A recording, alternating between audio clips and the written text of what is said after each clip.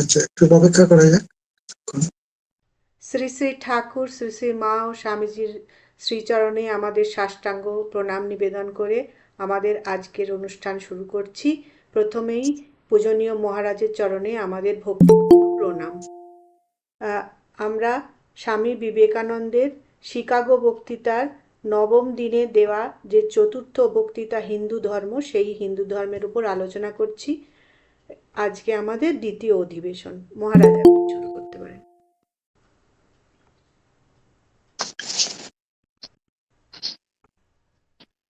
তাহলে গতদিনের পরের থেকে পড়তে হবে, তখন আমরা শুরু করবো। হ্যাঁ, ঠিক আছে। ডাইরেক্ট পড়া শুরু করছি তাহলে। হুম, এখান থেকে এখন প্রশ্ন হইতে পারে, এই সকল বহুধা বিভিন্ন ভাব কোন সাধারণ কেন্দ্রে সংহত হইয়াছে? কোন সাধারণ ভিত্তি আশ্রয় করিয়া এই আপাত বিরোধী ভাবগুলি অবস্থান করিতেছে? আমি এখন এই প্রশ্নেরই মীমাংসা করিতে যথাসাধ্য চেষ্টা করিব। কন্টিনিউ করবো মহারাজ? এখানে একটা ব্যাপার হচ্ছে, কথাগুলো লক্ষ্য করলে আমরা দেখতে পাবো কিছু অদ্ভুত কথা আছে। এটা আমরা বহু শুনি বলে হয়তো বুঝতে পারবো না। বহুধা বিভিন্ন ভাব, বিভিন্নতা সম্বন্ধে সম্যক জ্ঞান কারোরই নেই এখানে যারা আমরা পড়ছি, কারণ এক একটি philosophy itself is a huge thing.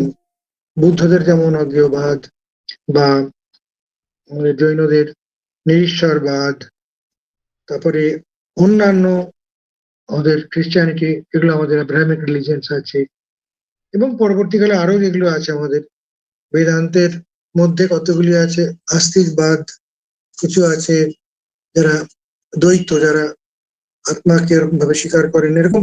এগুলো কেন এত ভাগ হয়েছে? এই বিবিধ বা বহুধা, বিভিন্ন, আচ্ছা, এটা একটা বিভিন্নতা। এবার স্বামীজি একটা অদ্ভুত প্রপোজিশন দিচ্ছেন, কোন সাধারণ কেন্দ্রে, common centre of coincidence or সমাপতন যেটাকে বলি। হ্যাঁ, পরের সেন্টেন্সে বলছেন সাধারণ ভিত্তি আশ্রয় করে। দুটি আলাদা উপমা আছে। একটা হচ্ছে একটা সেন্টার যেখান থেকে অনেকগুলো রে বেরিয়েছে, অনেকগুলো, they are all different, and they may be different but attached to one center. So there is that, in that point their unity exists, but other than that center they're all different. All the strings attached to the center are different strings, excepting in that center they have the commonness. And if they have the commonness in the center, they are unified. Now unification, একটা important concept. Unification, আমরা একত্ব বলতে কি বুঝি? আমরা একত্ব বলতে কি একটা বিভিন্ন জিনিসকে একটা জায়গায় বেঁধে রাখাকে একত্ব বুঝি, নাকি সবই অবিকল সমান হবে তাকে একত্ব বুঝি? It's very important, very fine concept.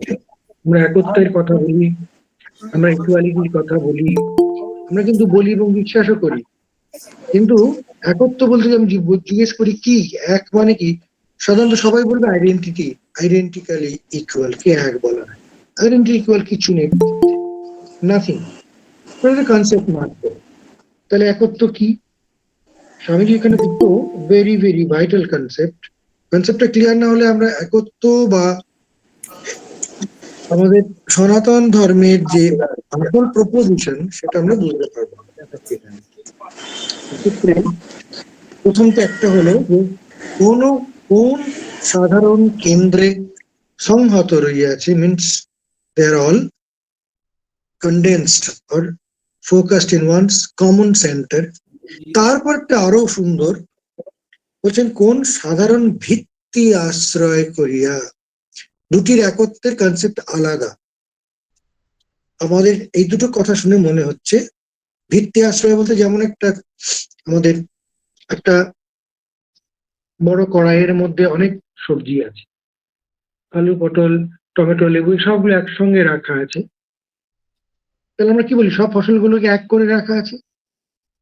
কিন্তু এক করে ফসল কেউ এক নয় কারোর সঙ্গে। তাহলে এক করেছে কে? ওই পাত্রটি এক করেছে।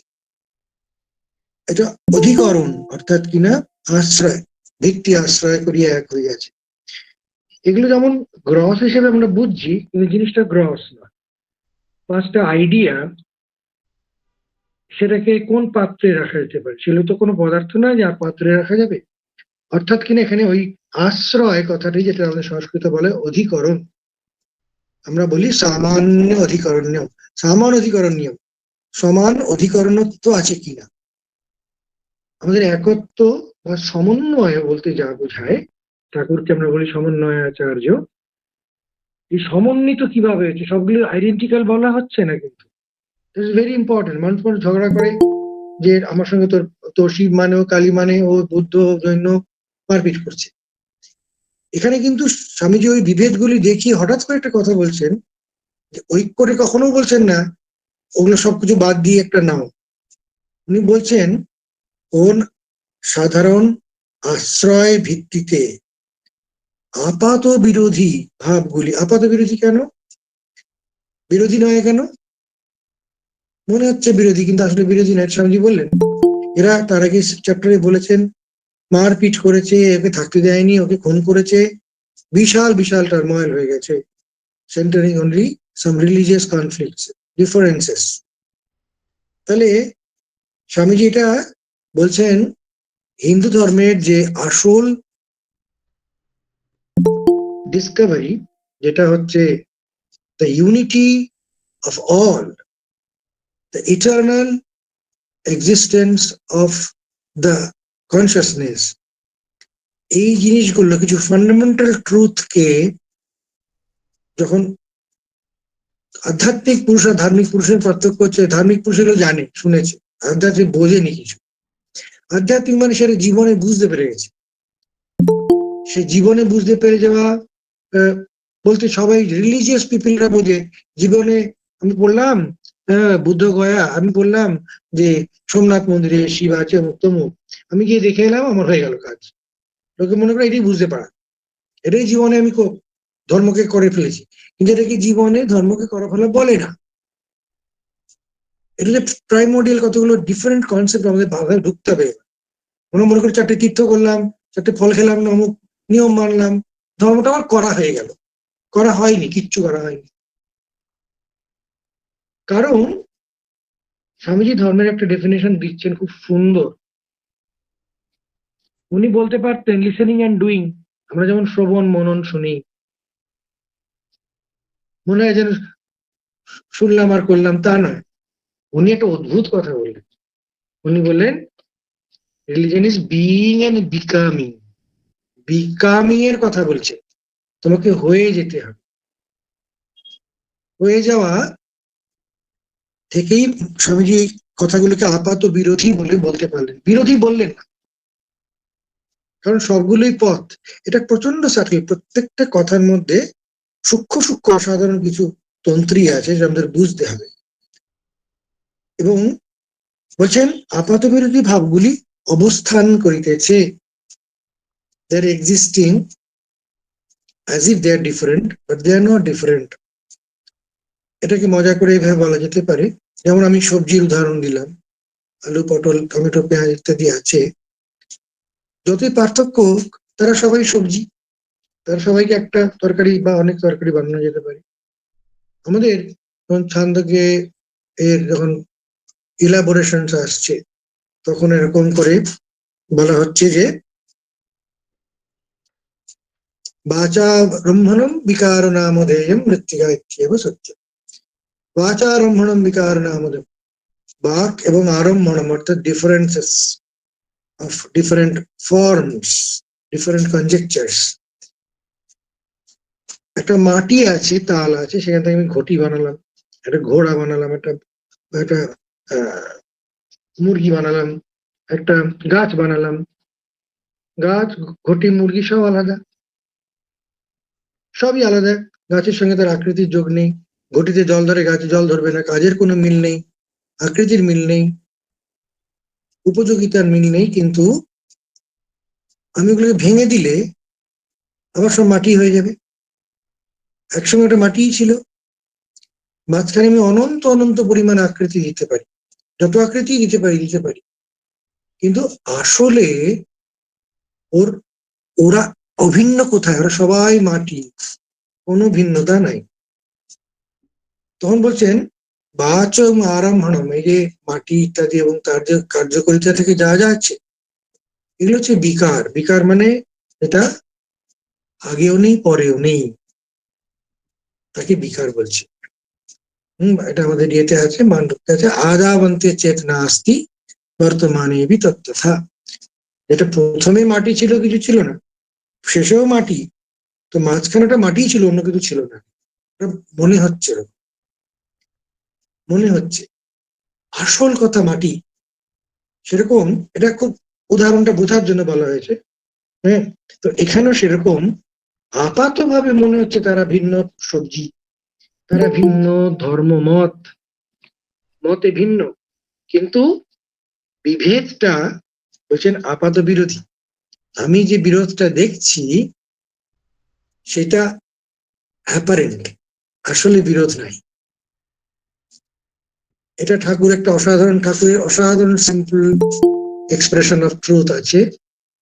মানে একটা জিনিস মনে রাখতে হবে, ঠাকুরমা, স্বামীজি এবং উপনিষদ ইত্যাদি, এগুলো কিন্তু প্রথমে সত্যগত মূল্য, তার ট্রুথ ভ্যালু হচ্ছে প্রথম, then comes the poetic value. ওটা পোয়েট্রি হিসেবে আমরা নেব না কখনো। It may be immensely poetic, but it is not a poetry at all, it is a truth. কি বলছেন ঠাকুর? বলছেন এক মায়ের 5 জন বাচ্চা, কেউ মাকে মা বলে, কেউ মাকে মা বলতেই পারে না, করে। তারা ভিন্ন ভিন্ন কথায় মাকে ডাকছে, এদের কথার মধ্যে ভিন্নতা আছে, কিন্তু মা জানে যে এদের সবাই মাকেই ডাকছে। এখানে মা এদের বিরোধগুলো যে আপাত সেটা বুঝতে পারছেন। তো একদম ফাইনাল স্টেটমেন্ট এটা ঠাকুরের। তো এগুলো স্বামীজি এবার হিন্দু ধর্ম ব্যাপারটা কি আসলে, এই যে এত বড় একটা কথা বললেন, আপাত বিরোধ ভাবগুলোকে কোথায় অবস্থান করছেন এইটাই বলতে যাচ্ছে, এটা মীমাংসা করবেন। এগুলো কি ভিন্ন? ভিন্ন হলে অনেকগুলো ভিন্ন সত্য হতে পারে না, সেজন্য মীমাংসার প্রয়োজন হচ্ছে। ট্রুথ কখনো কন্ট্রাডিক্টরি হতে পারে না। তাহলে কন্ট্রাডিকশন যেখানে আসছে, মারপিট যেখানে হচ্ছে, সেখানে আমাকে একটা মীমাংসায় যেতে হবে, এবং সেই মীমাংসাটা হবে যে বলছেন এরা সবাই আবার ক্লেইমড ধর্মপথ। এটা নেক্সট প্রথম স্টেপ অফ মীমাংসা হচ্ছে আমি বলতে পারি সব ভুল, ধরার মধ্যেই নাই, সেটা কিন্তু করছেন না। Taking them in the ambit of discussion by believing them as one of the path.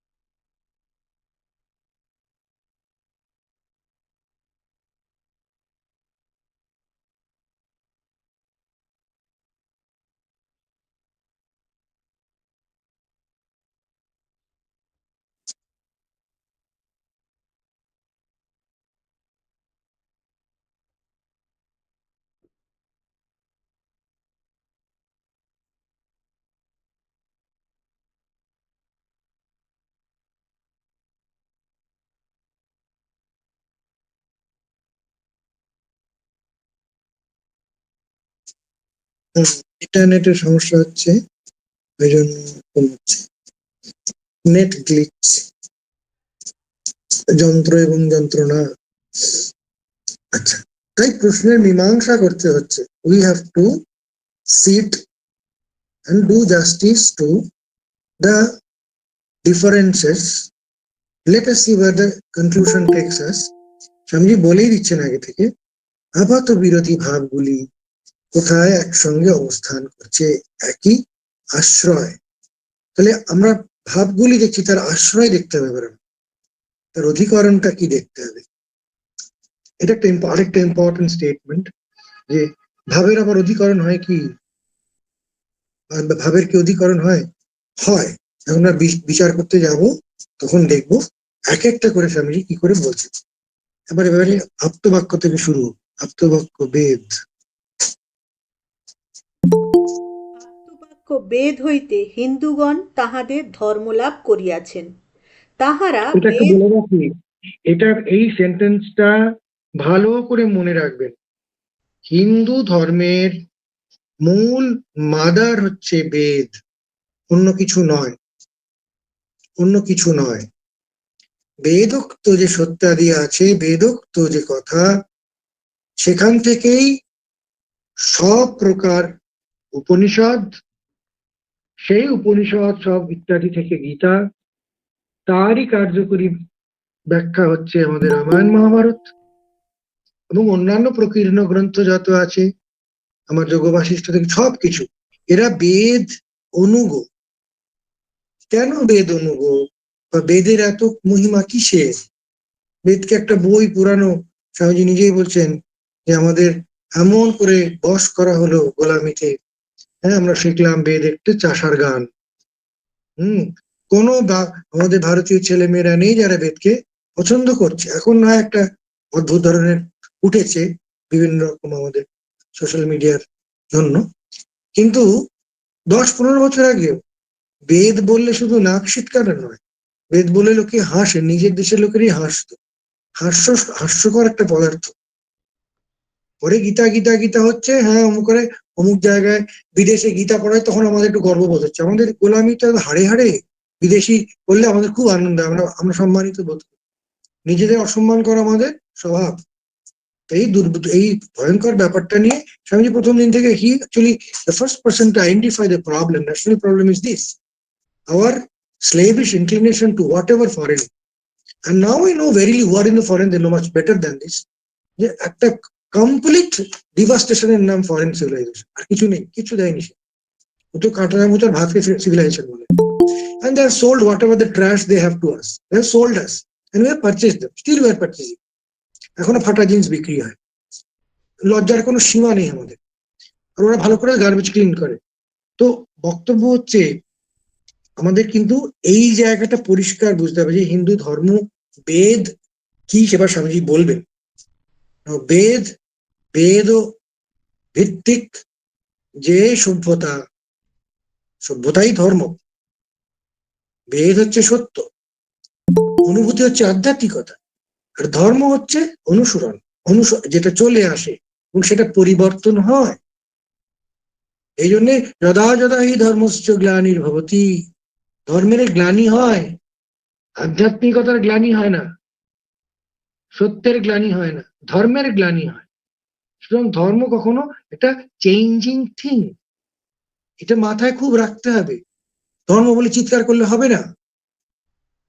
অমুক করেছিলাম সত্য যুগে, গরু নিয়ে হেঁটেছিল, চলো গরু নিয়ে হাঁটি। না না না না, মানেটা বুঝতে হবে। গরু ছিল ধন সম্পত্তি, এখন কারেন্সি হয়েছে।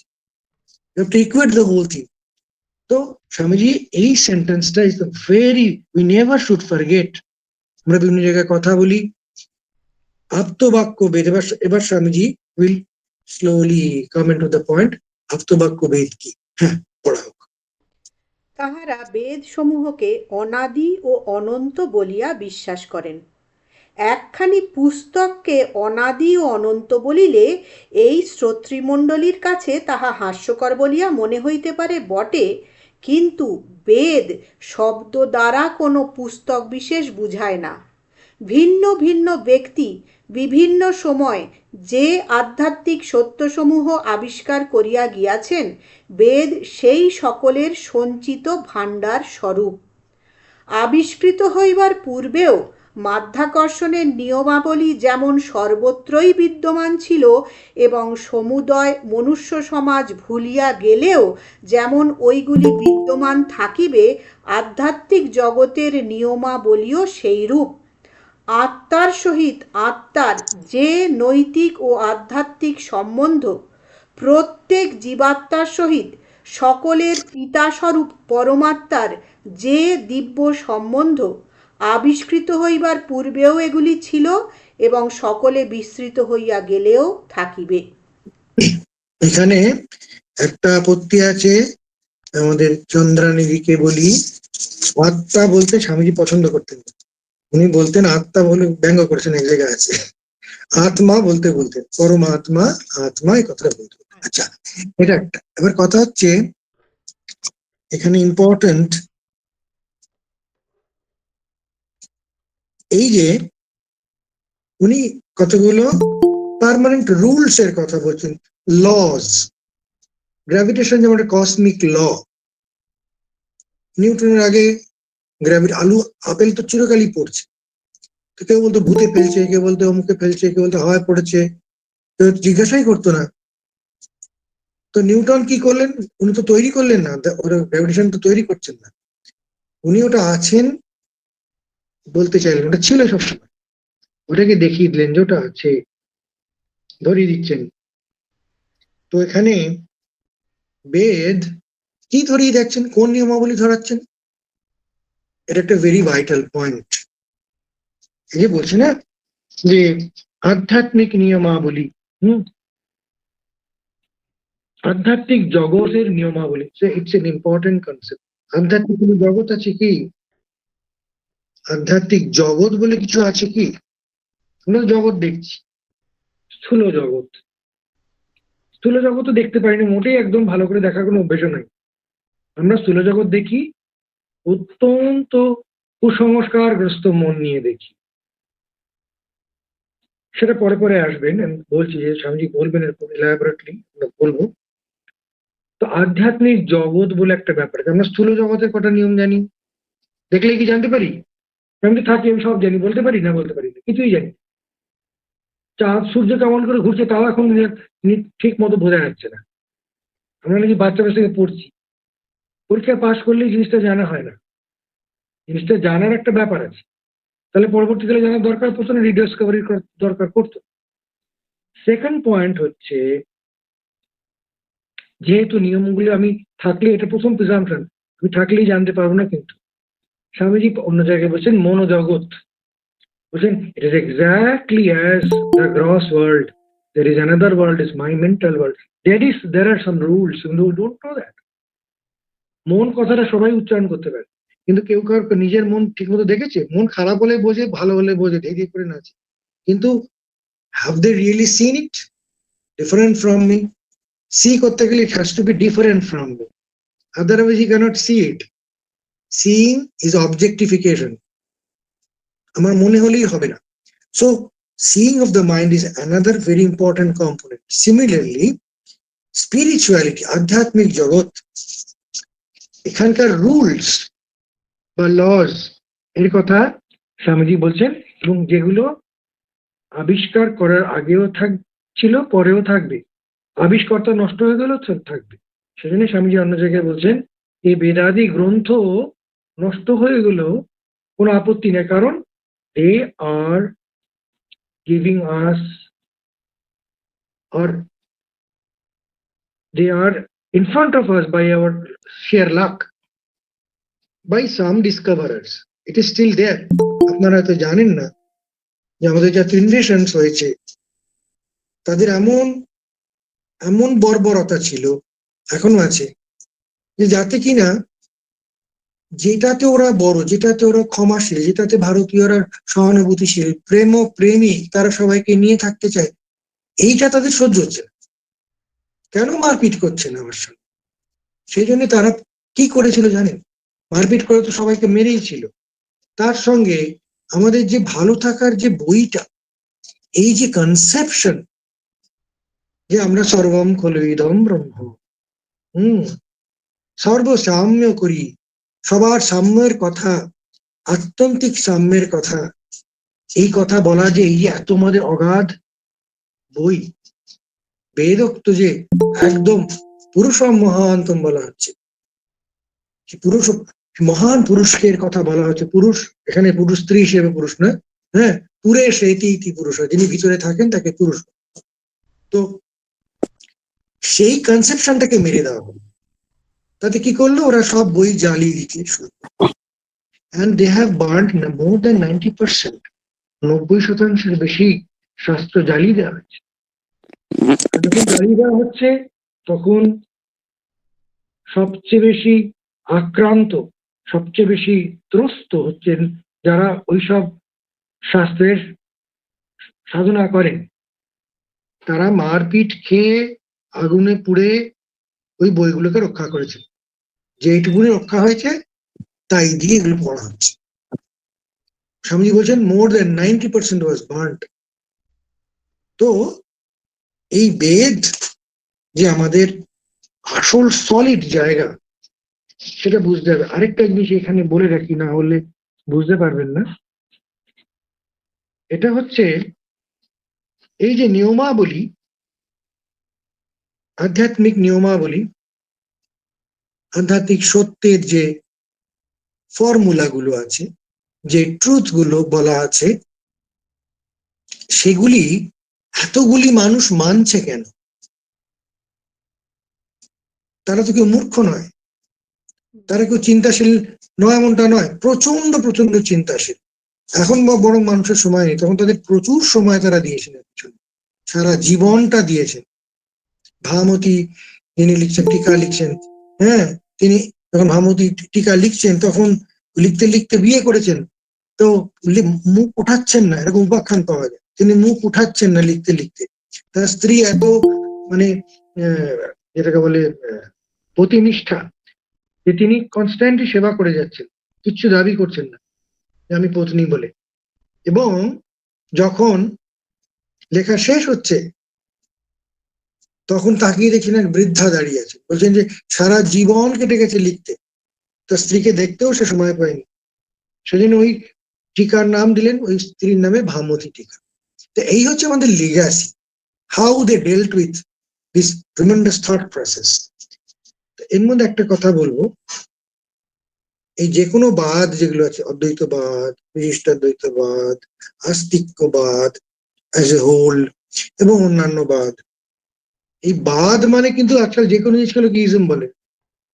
ইজম, ইজম বা বাদ কিন্তু তো সোজা কথা নেই। ইজম যে কেউ বলতে পারে, ইংরেজি কথা। বাদ মানে হচ্ছে যেটা সত্য হতে হবে। যেরকম 3-4টে ক্রাইটেরিয়া আছে। একটা হচ্ছে তাকে বেদকে, এই যে একটা কথা বললাম অমুক আকাশে তাল গাছে ভূত থাকে, এটা বলতে গেলে আমাকে বেদোক্ত তার যথার্থ সত্য একটা জায়গায় দেখাতে হবে। এছাড়া ওই যে মতবাদ, ওখান দিয়ে আমাকে জীবকে, হু আর দ্য জিভাস, ঈশ্বর কি, জন্ম মৃত্যু কি, জগৎ কি এবং মোক্ষ কি, এই সব কটাকে আমাকে সম্পূর্ণভাবে আমাকে প্রেজেন্ট করতে হবে, যেটাকে আমরা বলি পিএইচডি ডিফেন্ড করা। আমাকে সবার সামনে কোয়েশ্চেন সবাই করবে, আমাকে প্রপার অ্যান্সার দিতে হবে। যদি আমি দিতে পারি সবাইকে স্যাটিসফাই করে, তখনই এটা বাদের সম্মান পাবে। তার আগে বাদ বলে বলা যায় না, তাকে বাদের সম্মান দেওয়া হবে। এবং এর সমান অধিকরণ কি, আমি কি করে ওটা বলবো হ্যাঁ ঠিক না ভুল, কার রেফারেন্স বলবো? রেফারেন্স বেদ। বেদে তার এখানে দেখা যায় বেদে অনেক বিচিত্র ব্যাখ্যা আছে, একই সেন্টেন্সের 3-4 রকম ব্যাখ্যা আছে, সেগুলো দেখা যায়। That is extraordinarily marvellous. এবং তাদের বুদ্ধির খেলা দেখলে একেবারে মাথাটা খারাপ হয়ে যাবে। এত টার্স গেম আছে, টার্স ইন্টেলেকচুয়াল অ্যাক্টিভিটি আছে ওদের। তো এটা আমাদের মাথায় রাখতে হবে যে these are the rules of spiritual world. শাস্ত্র মানেই হচ্ছে, আমাদের শাস্ত্র কাকে বলে এসব ব্যাপার আছে। শাসনাথ শাস্ত্র, যে ঠিক ঠিক জিনিসটাকে চালিয়ে যায়। আবার কি বলা হচ্ছে? অজ্ঞাত জ্ঞাপিকা শাস্ত্র। আমি একটা আপেল সামনে পড়ে আছে দেখলাম, তার জন্য আমার শাস্ত্র পড়তে হবে না, চোখ দিয়ে দেখলে বুঝতে পারবো। কিন্তু ভগবান আছেন কি, পুনর্জন্ম হয় কি, মানুষ মরলে কোথায় যায়, কি হয়, জগৎটা যে দেখছি সেটা কি, এ সম্বন্ধে যেটা আমরা সাধারণভাবেই আমাদের জ্ঞান থেকে দেখতে পারি না, সেইটা যে জানায় সেটা হচ্ছে অজ্ঞাত জ্ঞাপিকা, যেটা সাধারণ মানুষের কাছে সাধারণভাবে জ্ঞাত হওয়া সম্ভব নয়, সেইটা জানাচ্ছেন। যেমন ধরা যাক একটা বাচ্চা জন্মালো, সে বলছে বাবা, মা মা আমার বাবাকে। আমি যদি 1000 কোটিটা ডিএনএ টেস্ট করি, ও বুঝতে পারবে? মা বললো ওই যে তোমার বাবা, ওইটা তার জ্ঞান হলো। তখন বলে জ্ঞান যদি ভুল হয়, হ্যাঁ হতেই পারে, মা মিথ্যে কথা বলছে। কারণ মা মিথ্যে কথা বলছেন না, সাধারণত দেখা যায় না পৃথিবীতে, কারণ বলছেন না।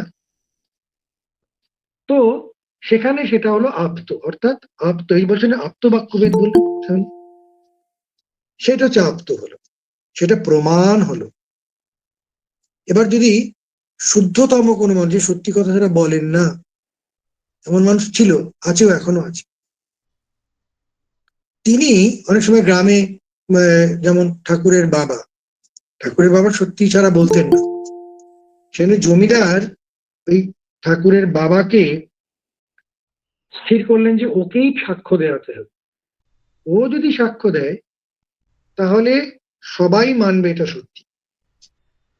কিন্তু সে যেহেতু মিথ্যা বলবে না, সেহেতু তিনি পালিয়ে গেলেন, ওটা দিয়ে হবে না। তো আপ্ত হচ্ছেন তিনি সত্যি বলেন সবসময়, তিনি হচ্ছেন আপ্ত। অর্থাৎ কিনা আমরা শাস্ত্র, এই অজ্ঞাত জ্ঞাপিকা, অজ্ঞাত জিনিস, এ নিয়ে অনেক কথা, এ নিয়ে প্রচুর জিনিস আছে। আমরা জ্ঞান কিভাবে লাভ করি, জ্ঞানটা কি ঠিক? আমি একটা আপেল দেখছি, আমরা এখন ফিজিক্স অবজারভার্স ইয়ে পর্যন্ত এসে গেছি। তো কোনো ফিজিসিস্ট কি মনে করেন আমি এই যা একটা দেখছি পেন কলম, এটা আসলে নয়? খাতায় কলমে যতই বিশ্বাস করুন, কিন্তু সে ব্যবহারে একটু বিশ্বাস করে না। ব্যবহারে সে আপেলকে আপেল বলে খায়, তার এটাকে বলে ইগনোরেন্স। খাতা কলমে নলেজ, চারটে ফর্মুলাতে নলেজ হয় না। বিইং এন্ড বিকামিং হয়নি, রিডিং হয়েছে, ডেসিফার করা হয়েছে। ডেসিফারেশন ইজ নট বিকামিং, যত বড় আবিষ্কারই হোক। সো সিমিলারলি এই বিকামিং এর ব্যাপারটা যার যার হয়েছে, তিনিই একজন আধ্যাত্মিক জগতের কথা জানেন, আধ্যাত্মিক সত্য আছে। ঠাকুর মা স্বামীজি যে এত কথা বলছেন, এই কথাগুলি কিসের কথা? উনি কি বলছেন ডালে নুন দিলে নুন হয়, ভাতে জল দিয়ে সেদ্ধ করলে ভাত হয়, বলছেন? না, উনি বলছেন বৈরাগ্য অবলম্বন করলে ভগবান লাভ, এইটা ত্যাগ করলে ওটা, যেটা আমরা সাধারণভাবে বুঝি না। সেখানেও অজ্ঞাত জ্ঞাপিকা শাস্ত্র। তো এই শাস্ত্র অর্থ হলো এই, যে যেগুলো অনাদি অনন্ত তো হবেই, ট্রু তো হবেই, but they are governing the spiritual world. Spiritual world কি অন্য একটা ওয়ার্ল্ড না গেলেও হয়, তা নয়। আমাদের এই যে ধরুন, এটা অনেকে এগুলো ইনার্ট ইগনোরেন্স আমাদের থাকে। অনেকে মনে করেন ধর্ম ফর্ম নাই করলাম, কি আছে, ধর্ম করার দরকার নেই, ইটস ওয়েল এন্ড ফাইন। কারণ কি ভাবছি ধর্ম মানে ওই তিলক কাটা, কাপড় পরা, নিরামিষ খাওয়া, অমুক করা, এখানে ঘোরা সেখানে ঘোরা, এগুলোকে মনে করেছে ধর্ম, because they have never been taught what is religion. কতগুলো হোপলেস কাস্টমকে ধরে রেখেছে, বলছে ওটাই ধর্ম। ওখানে গিয়ে মাথায় জল ঢাললো, শনি পূজা করলো, গিয়ে ওখানে গিয়ে একটু বিপদ তারিণী করলো, হ্যাঁ মা বিপদ তাড়িয়ে দাও, দোকান নাকি বিপদ তাড়ানো? একটা ভালো মনিহারি দোকান, যেখানে আমি এগুলো পারি না, সেটা ঈশ্বর, এটা হচ্ছে ঈশ্বরের কাস্টম। তো তাদের কি হয়েছে, এই বিইং এন্ড বিকামিং সম্বন্ধে কিছু বলা হয়নি, তারা জানে না জিনিসগুলো। জানে না বলে তাদের এ সম্বন্ধে মনে হয়েছে আমি বেশ আছি, ধর্ম না করলেই হলো। হ্যাঁ, তুমি ধর্ম ওরকম না করলে হবে, কিন্তু তুমি যে, আমি একটা সোজা প্রশ্ন, আমি একটা ভাত খেলাম, হজম হচ্ছে না, আচ্ছা হজম কে করছিল একদিন? লোকে মনে করি ইন্ডিয়ান যাই খেয়ে না, কিছু নেই, তখন কি করে হজম করবে? কি করবে? তোকে মনে করছে না প্রচুর ইউনিয়ন বানাবো, প্রচুর ওষুধ বানাবো, যাদের একটু খেলেই এরকম হয়ে যায়, তার কোনো শেষ আছে? কোনো শেষও নেই। কেন? যদি সব হজম হয়ে যায়, আমার একদিন শরীরটা মরে যাবে। তো হজম দিন, শেষ দিন পর্যন্ত হজম করলাম, তারপরে খেতে না পাওয়ার দুঃখে মরতে হবে, কোনদিন খেতেই আর পাবো না, মরে যাবে, শরীরটাই নেই। তাই মানুষ এই 1 ইঞ্চি 1 ইঞ্চি চিন্তা করে ভাবছে খুব আছে, সুন্দর আছে। কিন্তু যদি জিজ্ঞেস করি হজমটা কে করলো, বলতে পারবে না। আচ্ছা ঘুমানোর সময় স্বপ্নটা কে দেখলো, বলতে পারবে না। তুমি নতুন করে নিজের মতো স্বপ্ন দেখতে পারবে? আজকে বাঘের স্বপ্ন দেখবে, কেউ বলতে পারবে আমি এই বাঘের স্বপ্ন দেখবো?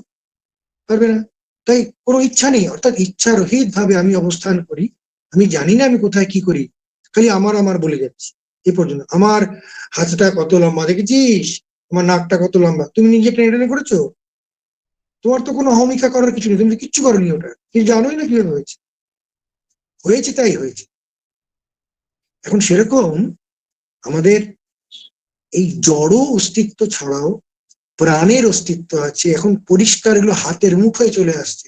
মনের অস্তিত্ব, সব ধন সম্পত্তি আছে, দুঃখের সীমা নাই। হ্যাঁ, সে দুঃখে ডিপ্রেশনের ওষুধ খাচ্ছে, মন খারাপ মন খারাপ, এই নাই সে নাই। আরে মন খারাপ, তুই তো বলছিলি পয়সা রোজগার করলে আনন্দ থাকবি, কি হলো? পয়সা পয়সা পয়সা, ওই চারদিকে কত পয়সা হয়েছে, কত পয়সা চাকরি, আরে পয়সা, দুঃখ আর কাটে না, ব্যাস সারাদিন ডিপ্রেশনের ওষুধ খাচ্ছে। এছাড়াও আমাদের আধ্যাত্মিক যে অস্তিত্ব আছে, আমারই যেমন মন আছে, আমারই যেমন প্রাণ আছে, আমি জানি না। আমার শরীর আছে, আমার পিঠটা কেমন দেখতে আমি জানি না। থাকলেই জানা হয় না, এটা মাথায় রাখতে হবে। অনেকে মনে করে থাকলে আমি জানতাম, আমি তো বেশি দেখেছি, কিছু দেখিনি তো। এই যে অহংকারটা, এটা বোকার মতো।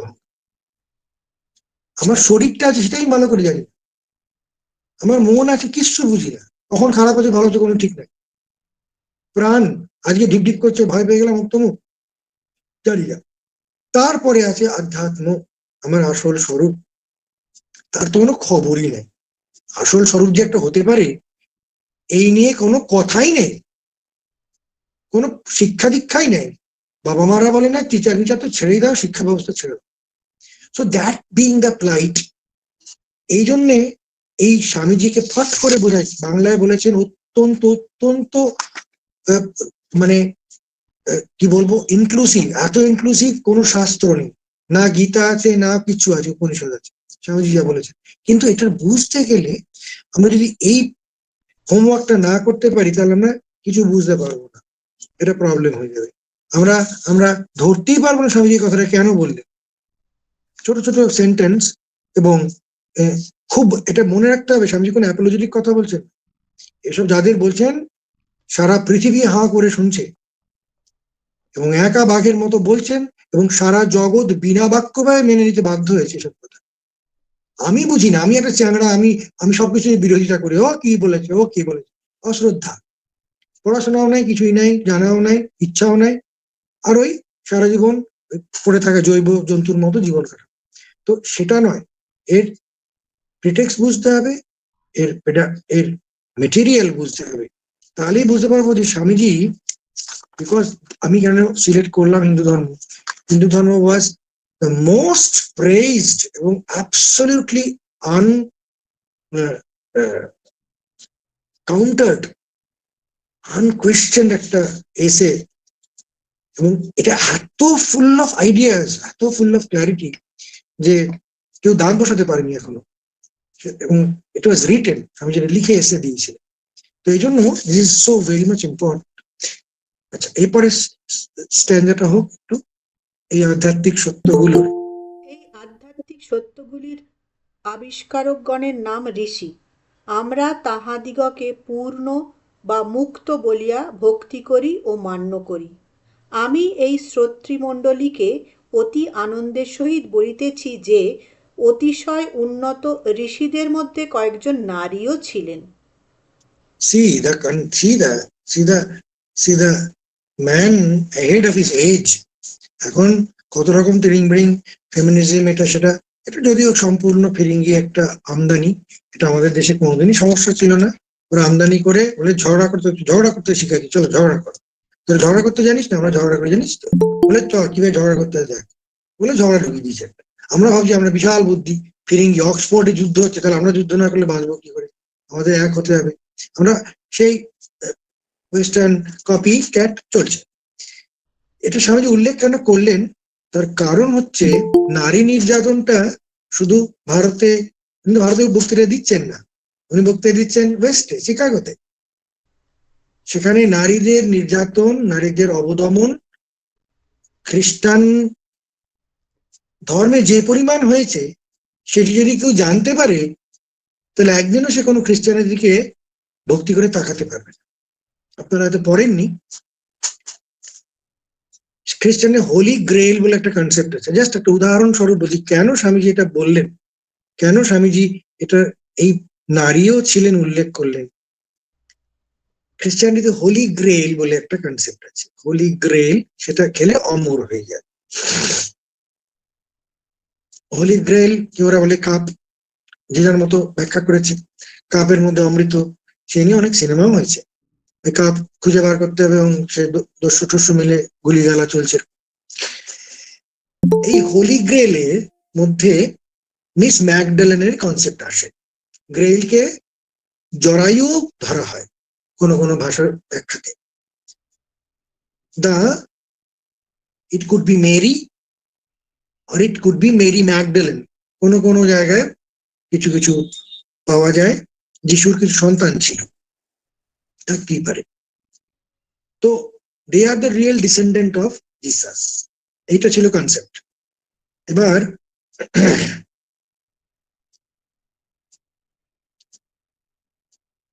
যেহেতু there is a supremacy of Mary Magdalene, নারীর সম্মান ছিল, তাকে অ্যাবলিশ করতে হবে। Then they started framing their own story, এবং যাতে কোনো ফাদার ইন দ্য হেভেন, তারা কখনো মাদার মেরি আছেন বলছেন না, তারা ফাদার ইন দ্য হেভেন দিয়ে শুরু করেছে। এবং এটা তার ফিলোসফিক্যাল ওরা চালিয়ে গেছে। সবচেয়ে ভয়ঙ্কর হয়েছিল যে এই যাতে মহিলারা এখানে আসতে না পারেন, আসলেও তারা সেকেন্ড ডিগ্রি সিটিজেন হয়ে থাকেন, নানস, তাদের কোনো সে থাকবে না। শুধু তাই নয়, যারা অত্যন্ত কিছু কিছু লাইটস পাচ্ছেন, যেসব নারীরা কিছু হয়তো প্যারাস্পিরিচুয়াল এক্সপিরিয়েন্স করছেন এটসেট্রা, তাদেরকে ইতিহাস থেকে মুছে ফেলার জন্য ওইসব নারীদের কিভাবে হত্যা করা হবে সেই নিয়ে বই লেখা হতো চার্চে, এবং সেটা স্প্রেড করা হতো। Killing the witches, how to kill, how to treat. ওরা মিষ্টি করে বলে, ঢাকাঢুকি ভাষা দেখো, ঢাকাঢুকি ভাষা দিয়ে ওরা বলতো how to kill the witches. এবং উইচ স্টোরিটা ওখান থেকে এসছে। They are all witches with extraordinary power or dark power, etc. এবং তাদের কিভাবে যন্ত্রণা দিতে হবে, এরকম লক্ষ লক্ষ মেয়েকে ওরা মেরেছে। All Abrahamic religions have done that. Other religions have done what the Hindus have done, similarly trample করা হয়েছে। কিন্তু সাইড বাই সাইড, যেহেতু আধ্যাত্মিক দেশ ভারত, সেখানে যতই করো তার রুটে এই ঋষি নারীরাও ছিলেন। You cannot ignore the supremacy or equality of man and woman so far the knowledge is concerned. নলেজের মধ্যে এর কোনো পার্থক্য নেই, এটা বেদ স্বয়ং বলেছে। এটা স্বামীজি বলে খুব আনন্দ পেয়েছিলেন, কারণ সেটারই প্রতিষ্ঠার জন্য শ্রীরামকৃষ্ণ এসেছে।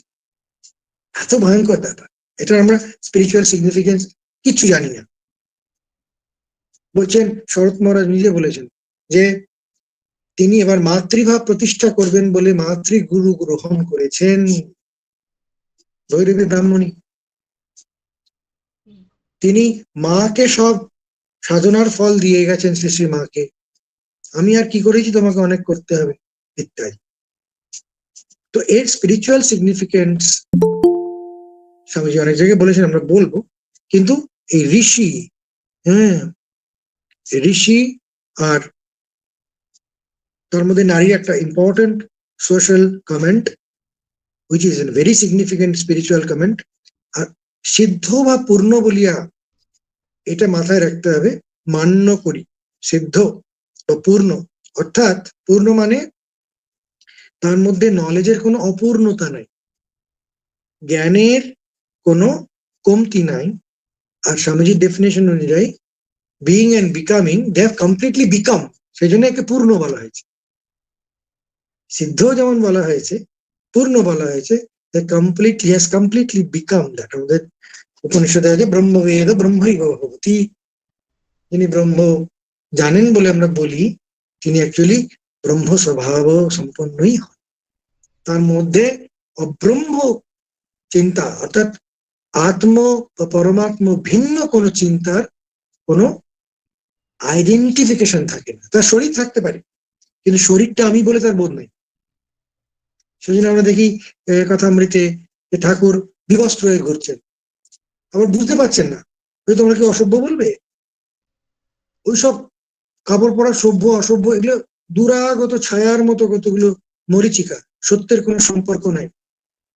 সেটা এত প্রকট তার কাছে, লোকলজ্জা পর্যন্ত তিরোহিত। তো সেই জন্য এটা একটা ভেরি ভাইটাল ইয়ে, এটাও মনে রাখার একটা ব্যাপার যে হু আর দ্য এক্সপাউন্ডার অফ দ্য বেদা। তারা নিজেরা পূর্ণ হয়ে করেছেন, তারা বসে বসে সাহিত্য কবিতা লেখেননি, তারা বসে বসে কিছু ইন্টেলেকচুয়াল কনজেকচার দেননি। এবং বেদ এমনিতেই ভীষণ কঠিন টু ডেসিফার, এত আর্কাইকাল সংস্কৃত, তার মধ্যে এত রকমের অ্যালিগরি, এত মিস্টিরিয়াস অ্যালিগরি আছে, সেগুলোর মধ্যে সেটা কিভাবে পড়তে হয়, কি করে ডেসিফার করতে হয়, সেটার উপরে আমাদের অন্তত 2 to 4,000 years of tremendous research আছে, যেটাকে আমরা মীমাংসা শাস্ত্র বলি। ন্যায়ও আছে কি করে এই এই কথাটার যে এই অর্থ, তার প্রমাণ কি, সেই প্রমাণ দেওয়া হয়েছে। এবং সেটা এত অকাট্য, সবাই মানতে বাধ্য হয়েছে। So every step is tremendously experimented, thought, reflected, and lived. Then only the truth has come. এখানে একটা বলি, আরেকটা আমাদের সিদ্ধান্ত যেটা ভাগবতে আছে, বলা হয়েছে এবং শরৎ মহারাজ উল্লেখ করছেন, সেটা হচ্ছে আমাদের এই যে ধর্মের বা বেদের যে ধর্ম, তার যে কন্টিনিউটি, সেটা কিন্তু শুধু বেদ দিয়ে থাকে না। বেদের সঙ্গে বেদ অনুসারী জীবনের একটা প্রমাণ থাকতে হবে যে ওটা অনুসরণ করে একজন সিদ্ধ হয়েছে, এবং একজন নয় একাধিক থাকতে হবে। এবং এই যিনি সিদ্ধ হয়েছেন তার কথা শুনেও অন্যেরা সিদ্ধ হচ্ছেন, অর্থাৎ কন্টিনিউটি। যিনি সিদ্ধ হয়েছেন তিনি যদি গুরু ধরি, আদি গুরু ধরি, তাহলে গুরু বাক্য থেকে শিষ্য সিদ্ধ হচ্ছেন, তার উপলব্ধি হচ্ছে, সেই উপলব্ধি গুরুও সেই একই উপলব্ধির কথা বলেছেন, এবং সেই কথা বেদেও লেখা আছে। এই তিনটে যখন এক হবে তখনই সেটা সত্যের সম্মান পাবে, তার আগে নয়, তার আগে নয়। কিন্তু যুগ যুগ ধরে দেখা গেছে যে সবাই মিলছে, কারোর কোনো অমিল নেই। ঠাকুর খুব মজা করে বলতেন যে সত্যের পথে যারা হেঁটেছেন তারা যতই বিভেদ সম্পন্ন মনে হোক, শেষে বলতেন ঠাকুরের মজার কথা, সব শিয়ালের একরা, সবাই একই কথা বলছেন, সংখ্যা অত্যন্ত কম। ঠিক নোবেল কজন পান, একটা ক্লাসে কজন ফার্স্ট হয়, সবসময় এক্সিলেন্স ইজ লেস, গণ এক্সিলেন্স কখনো হয় না। কিন্তু ওই এক্সেলেন্টরা একই কথা বলছেন, এটা ভেরি ইম্পর্টেন্ট। এই একই কথা বলছেন বলেই আমাদের ভারতে আধ্যাত্মিকতার ফ্লো কখনো বন্ধ হয়নি। One is Ved, another is continuous series of demonstrator people who have realized the truth of Veda and they have counter supported Veda's truth. বেদা যেমন সত্যি সেটা উপলব্ধি করে, উপলব্ধি আবার বেদকেই সুদৃঢ় করছে। এবং এটা একদিন ধরে চলেনি, কোনো হঠাৎ কিছু নয়, 1 বছর 2 বছর 100 বছরও নয়, 1000ও নয়, অন্তত 10,000 বছরের ইতিহাস পাওয়া গেছে। 10,000 বছরের কোনো সভ্যতাই ছিল না। সবচেয়ে পুরনো সভ্যতা যদি গ্রিক ঠিক হতো, সে 3-4 হাজার ম্যাক্সিমাম। তার আগে সারা পৃথিবী বন ছিল, বন। এবং সেখানে এখনো বিভিন্ন জায়গায় ভারতীয় টেম্পল পাওয়া যায়। কারণ রামের যে জন্ম এখন যেটা ওরা ডিসিফার করছে, it's not 5,000, it's more than 12,000 years old. এবং এখনো রাম ঠামের টেম্পল পাওয়া যাচ্ছে। সারা পৃথিবীতে ছিল। সো একটা সভ্যতা যেটা এখন রয়ে গেছে ভারতে, চলছে with tremendous intelligence and wisdom, সেটা এখনো ফেল করেনি, পুরনো মানে পচা হয়নি। এই জন্য আমাদের সংস্কৃতে পুরানো কথাটারও মানে আলাদা। আমরা পুরনো বাংলায় কিন্তু বাংলা সংস্কৃতি খুব কাছাকাছি বলে আমরা সমার্থে ইউজ করি। পুরনো মানে আমরা বলি পুরনো মানে প্রাচীন, তা নয়। পুরানো সংস্কৃতের মানে হচ্ছে এই সংস্কৃতের অন্যায় ভাগ করা যায়, তাহলে বলা হয় পুরাপি নবৈব। প্রাচীন হওয়া সত্ত্বেও এখনো সম্পূর্ণ নতুন, তাকে বলে পুরাণ। তার কখনো প্রাচীনত্ব হয়, যেমন গ্র্যাভিটেশনাল ল, সে কি পুরনো হয়ে শেষ হয়ে গেছে? সে এখনো তো আপেল পড়েই যাচ্ছে। ঠিক সেরকম জন্ম মৃত্যু ঈশ্বর ইত্যাদি যে ব্যাপারগুলি সেগুলি আছে। তো এই জন্য এই ঋষি, তাদের পূর্ণত্ব, তাদের এই এই তিনটে ধারা ক্রমশ চলেছে এবং আরো ভয়ঙ্কর। এক একটা যুগে সেই ধর্ম নিজের রূপ বদলে বদলে নিয়েছে। কিভাবে নিয়েছে? This is another important. কিভাবে ওই সত্য এত বছর ধরে থাকলো অথচ একই রকম নাই? হাজার পুরাণ আছে, হাজার স্মৃতি আছে, হাজার গ্রন্থ, হাজার বাদ হয়েছে, ভক্তি, রাজ্য, অমুক এত কিছু হয়েছে, তো একদিন একজন করেনি, একদিন একজন সিদ্ধ হয়নি। এটা হয়েছে কি করে? পরিবর্তন হয়েছে, বিবর্তন হয়েছে, যুগের সঙ্গে সঙ্গে বিবর্তন হয়েছে। কি করে হলো? আপনি যদি আব্রাহাম রিলিজিয়ান অন্য কোনো রিলিজিয়নে যান, তাহলে একটা সেন্টেন্স ওদিক থেকে এদিক যাবে না, গলা কেটে দেড় কথা করে বলে গলাটা কেটে দেবো, বের করে দেবো, মেরে দেবো, যা বইতে তাই লিখতে হবে। আমাদের এটা ঠিক উল্টো। আমাদের প্রশ্নই হচ্ছে পদ্ধতি। পরিপ্রশ্নেন সেবয়া তদ্বিদ্ধি। তাকে জানবে কিভাবে? সে সত্যকে পরিপ্রশ্ন, তোমার ভিতরের প্রশ্ন দিয়ে তাকে উত্তপ্ত করো, সেই প্রশ্নই তাকে জানিয়ে দেবে।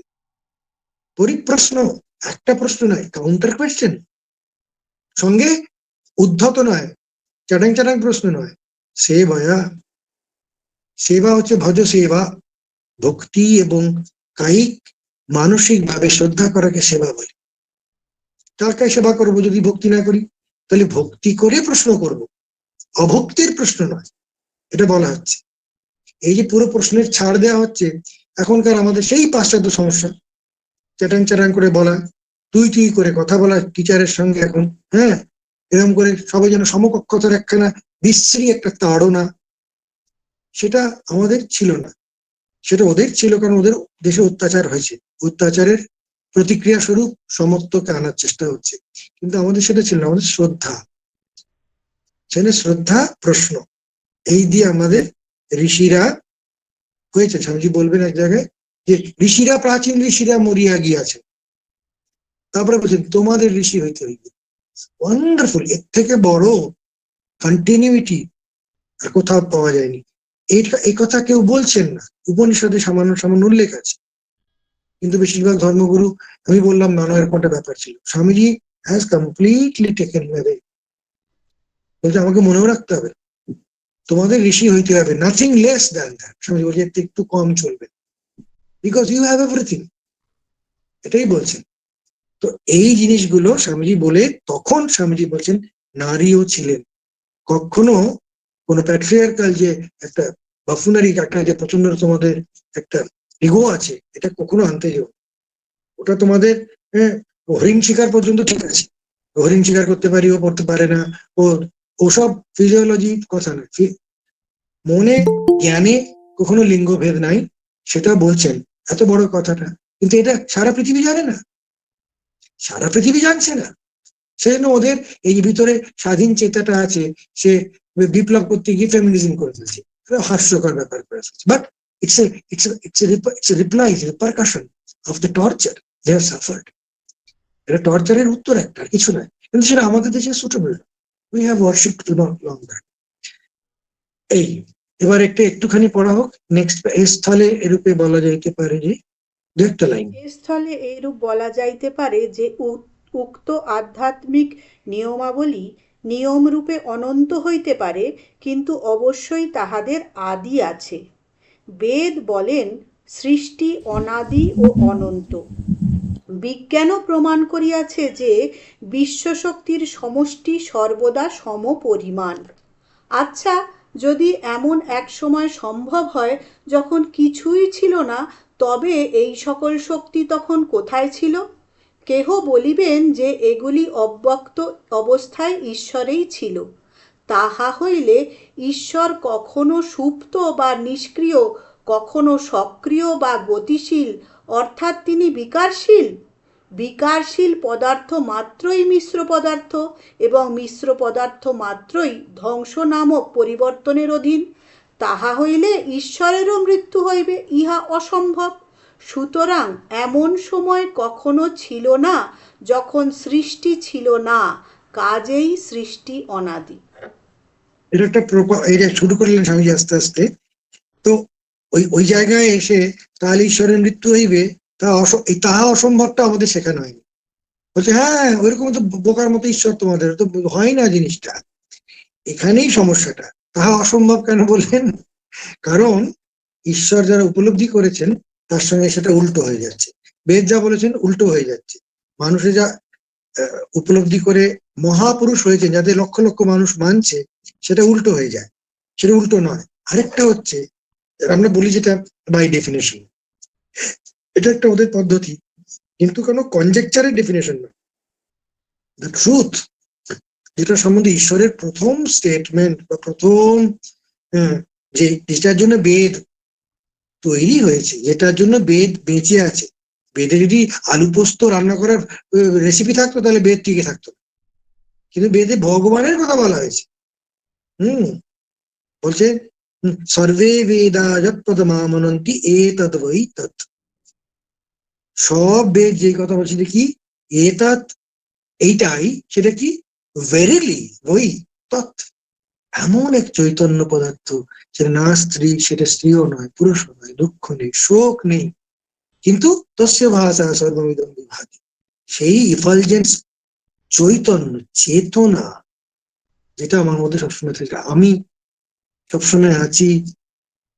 এই যে চেতনা, এই চেতনাটা আসলে কি, এই এই জিনিসটাই বেদ বলতে চাইছেন, বোঝাতে চাইছেন, আর কিছু বোঝাতে চাইছেন। এতদ্ তৎ। তো এই কিন্তু তাহা অসম্ভব, অর্থাৎ কিনা by definition that God we don't want to describe. I mean, we are not describing that God which is perishable.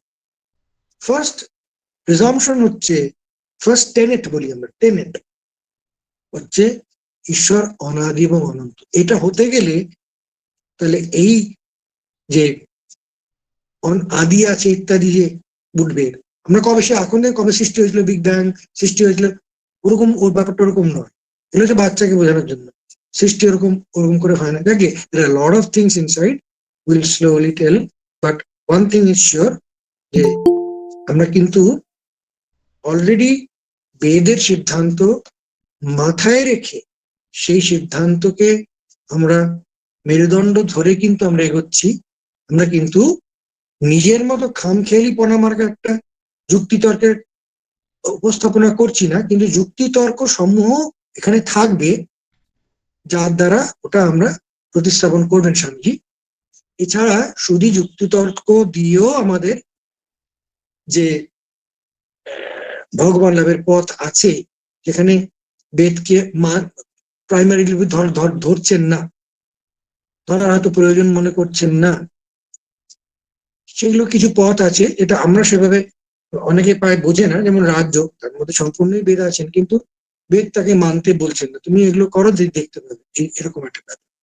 এছাড়া অন্যান্য যেগুলো আমরা নাস্তিক বলি, বৌদ্ধিজম, জৈনিজম এটসেট্রা, যারা ঈশ্বর এবং বেদের প্রামাণ্যকে প্রয়োজন নেই বলে পরিহার করেছেন, কারণ তখন ওগুলি নিয়ে খুব মারপিট হচ্ছিল। তো তারাও অ্যাকচুয়ালি প্রমাণ করেছেন একই জিনিস, পদার্থটি একই, সব শিয়ালের এক রাত। তো এর মধ্যে এই সম্পূর্ণ এই রোমন্থন করলে দেখা যায় যে বেদ কিন্তু একটা ভয়াবহ ব্যাপার, একটা ইমেন্সলি ইন্টেলিজেন্ট সাবস্টেন্স, যেটা কিন্তু শুধু পড়ার যোগ্যতা লাভ করতে জীবনটা কেটে যায়। বোঝার যোগ্যতা, whether you can understand by reading itself। বই রেখে দিলাম, পড়লাম, ধার করে মুখস্থ করলাম, সারা মাথা নেড়ে চ্যান্টিং করলাম, ওগুলো কিছু নয়। ওগুলো বাচ্চাদের অয়েককে ঘোরা এরকম সব তাদের বাচ্চাদের ব্যাপার।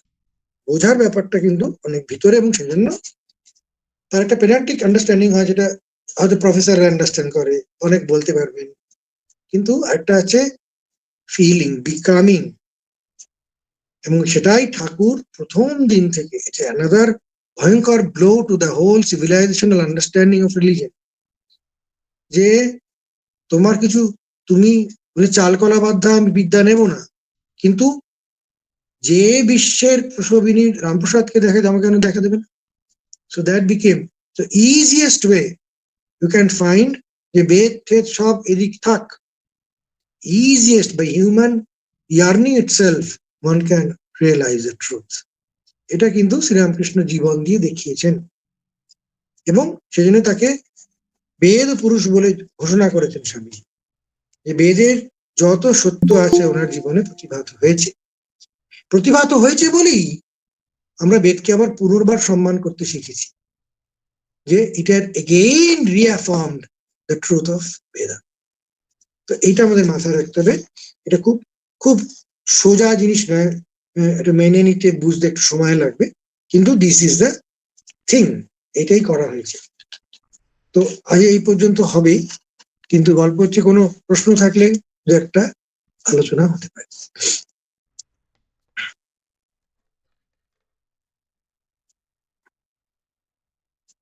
কোনো প্রশ্ন থাকলে করতে পারেন, একটু হাতটা তুলবেন তাহলে, বা চ্যাট বক্সে লিখে দেবেন, তাহলে সুবিধে হয়।